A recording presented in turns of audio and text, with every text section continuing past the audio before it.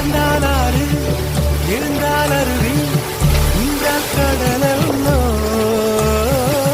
சமைந்தால் குமரி, மணந்தால் மனைவி, பெற்றால் தாயல்லோ.